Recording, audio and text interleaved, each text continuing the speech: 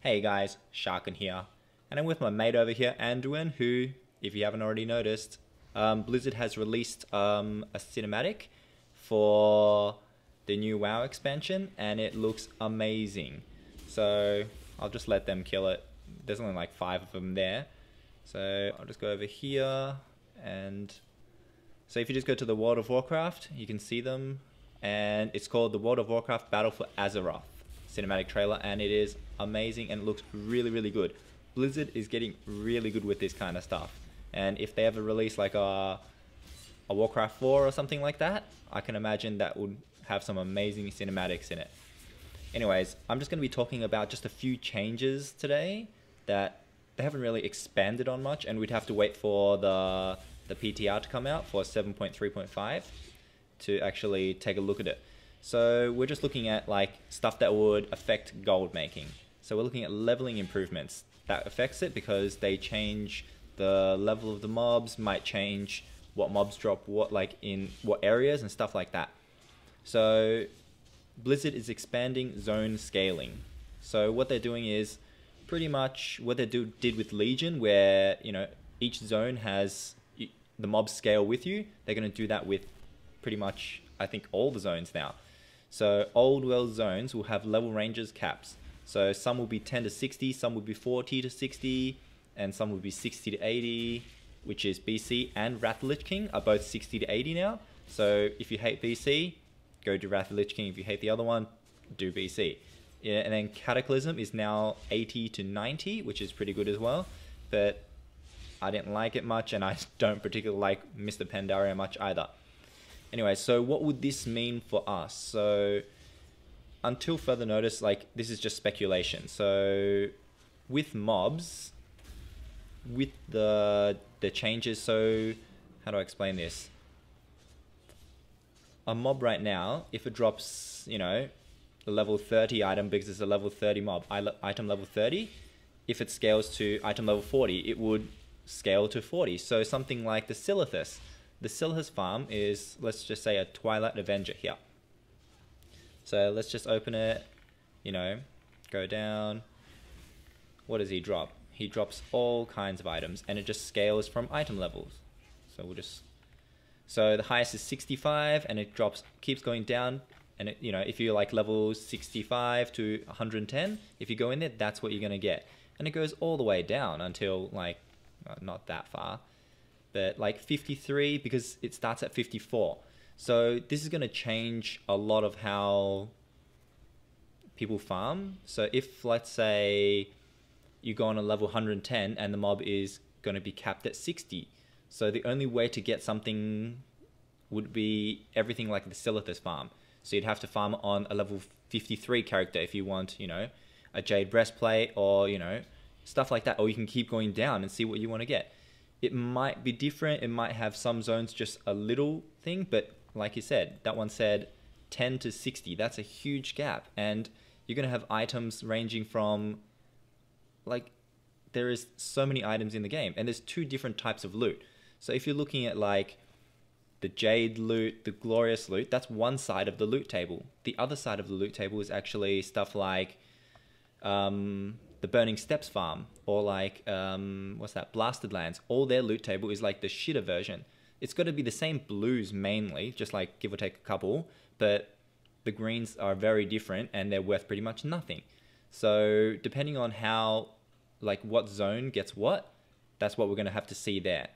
We'll have to wait till it comes out, and that's going to also affect dungeons as well. So I think it actually said it in the MMO champion one. It affects dungeons as well. So we're going to see dungeons scaling as well. Maybe 10 to 60.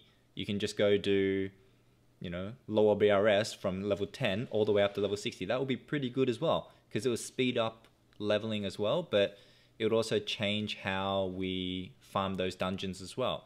Because let's say you go on a level 120 or level 110 or whatever, the mobs are all going to be level 60, and it's only going to drop level 60 loot, which, like, this is all just speculation at the moment, and that's what I think is going to happen, but who knows? I could be wrong. Anybody could be wrong, but we'll take a look in a few weeks. They're going to release it, so in a few weeks.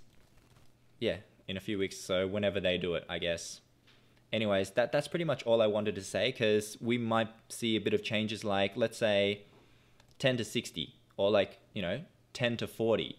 We're going to see everything ranging from like 10 to 35 drop a lot less, because our 110s aren't able to farm it, and the only people that can farm it is if we level lock or we're leveling up a character. That's the only people that can get it. And we'll see how it goes, and we'll check it out. And that's pretty much really it. And another thing for good for gold farmers is the disabling of the PvP. So I get ganked so much because I'm on a PvP server. I'm not really that fussed about it, but a lot of people do gank you, and they love it. And there's nothing much you can do, especially places like Silithus and a couple of other places. But if they disable that and they remove it all, that'll be very good. And the second thing I want to talk about is legacy servers, guys.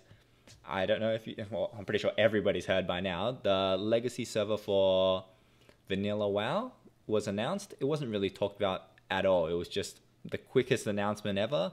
And I think it's getting a lot of people hyped for it. Especially, like, I'm very hyped for it as well, because I would like to see,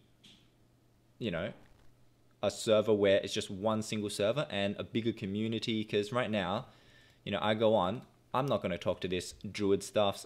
He's not going to talk to me, even if I said hi. And you go out, you're leveling, nobody talks to anybody. You got World Quest Finder now, the World Quest Group Finder. You just go there and you just talk, and nobody talks to anybody. So that's what I feel at the moment, that will bring a lot more community to the game. Of course, there's going to be a toxic community.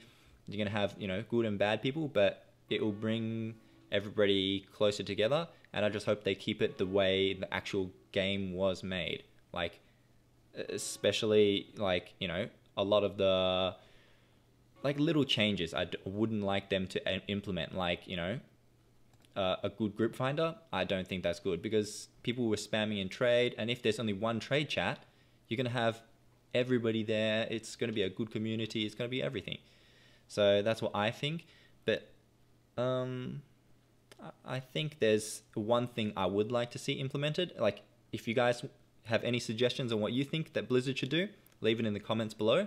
But I reckon, so they removed a lot of things back then, so that's no longer obtainable on the official servers. So I reckon if, like, you go out and you do PvP and you get like the Warlord title, or like all the good titles, like, there's lots of stuff. Or let's say if they do top of my head, I don't even remember half the stuff they did. So like Champion of Naru or something like that. Like, there's a lot of titles, there's a lot of achievements out there, and just stuff that no longer obtainable for the main game.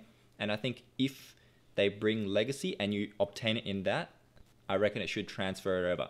Just like, an achievement. Nothing big, just allows people to get all those, like, the feats of strength that are no longer obtainable. Anyways, thanks for watching, guys. You have a good one. Bye-bye.